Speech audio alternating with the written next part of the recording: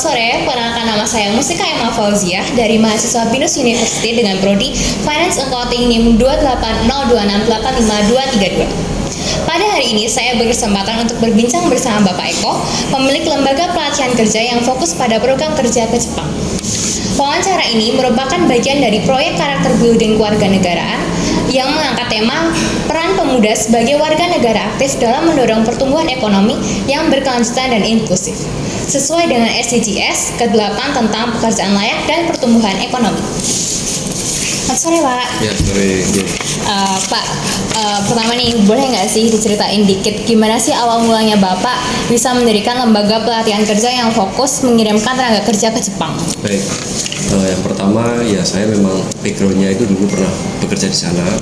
Jadi selama 3 tahun saya juga pernah bekerja di sana. Setelah pulang sempat bekerja di perusahaan Jepang juga 12 tahun. Setelah itu saya merasa ya lumayan lama. Setelah itu saya merasa ada semacam panggilan lah. Kenapa saya tidak membantu adik-adik kita yang ingin berangkat kerja ke sana. Terus mulai saat itu mulai mendirikan lembaga pelatihan. Awalnya hanya pelatihan bahasa Jepang saja. Setelah itu kita urus izin-izinnya, perizinannya, sehingga sekarang sudah bisa mengirim adik-adik kita yang ingin bekerja di sana. Jadi bekerja di sana ada macam-macam. Ada yang memang magang, tapi tetap digaji ya, semuanya hak-haknya tetap dapat. Bisa juga internship. Internship itu dia masih kondisi masih belajar di kampus. Belajar di kampus itu juga bisa belajar di sana, bekerja di sana 1 tahun, atau juga bisa pure kerja. Visanya nanti visa pure kerja, bukan magang, bukan internship, tapi memang pure kerja. Jadi dan juga saya yakin bahwasanya perusahaan Jepang salah satu tempat yang cukup baik untuk dijadikan tempat untuk mencari nafkah atau mencari rezeki, dan juga untuk belajar tentang kehidupan untuk adik-adik kita yang masih berjuang mempersiapkan masa depan. Itu Mbak. Oke, selama Bapak menjalankan usaha ini nih, apa sih kendala yang paling sering dihadapi dalam proses penyaluran pekerja ke luar negeri? Kalau kendala lebih cenderung apa ya? Mungkin kesiapan anak-anak muda kita untuk bisa berangkat ke Jepang, karena memang budayanya berbeda. Jadi tingkat kebersihannya Jepang dengan kita juga berbeda, tingkat kepatuhan terhadap aturan antara Jepang juga dan kita juga berbeda. Itu adalah salah satu tantangan tersendiri, kesulitan kami untuk bisa mencetak tenaga kerja yang siap untuk bisa diterima bekerja di Jepang. Jadi itu dari perbedaan budaya itulah yang cukup menjadi penghambat kita untuk bisa masuk ke dunia kerja Jepang, seperti itu. Kalau keterampilan nih Pak dari kita tuh biasanya apa sih yang paling dibutuhin buat kita bisa menjadi tenaga kerja di Jepang? Keterampilan. Iya. Kalau keterampilan, karena biasanya di Jepang itu adalah pekerjaan-pekerjaan umum ya, gampang ya. Kalau keterampilan sebenarnya tidak begitu diprioritaskan. Yang paling diprioritaskan jelas ya fisik lah, kondisi fisik harus sangat bagus, harus sangat prima.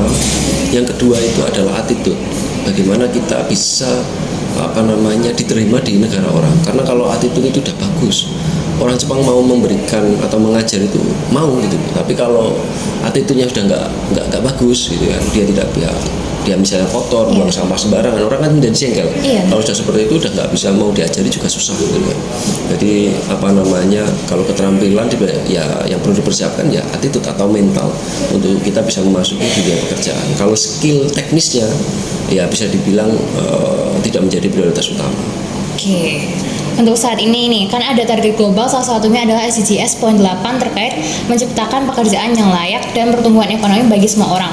Kalau dilihat dari program pelatihan kerja yang Bapak jalankan, apa ini bisa membantu dalam menjalankan pekerjaan yang layak bagi anak muda saat ini nih Pak? Jelas, kalau layak itu sangat layak ya. Yang pertama kita dari sisi nominalnya dulu. Rata-rata Jepang itu gaji itu sekitar 15 up ya, 15 juta up. Mereka mungkin bisa bersih dapat 12 jutaan ya per bulan, lulus SMA loh ya. Mereka tidak harus kuliah dulu.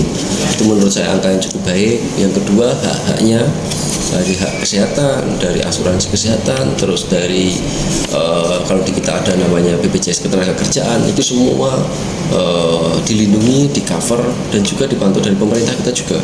Sehingga menurut saya sangat layak sekali dari sisi pendapatan, dari sisi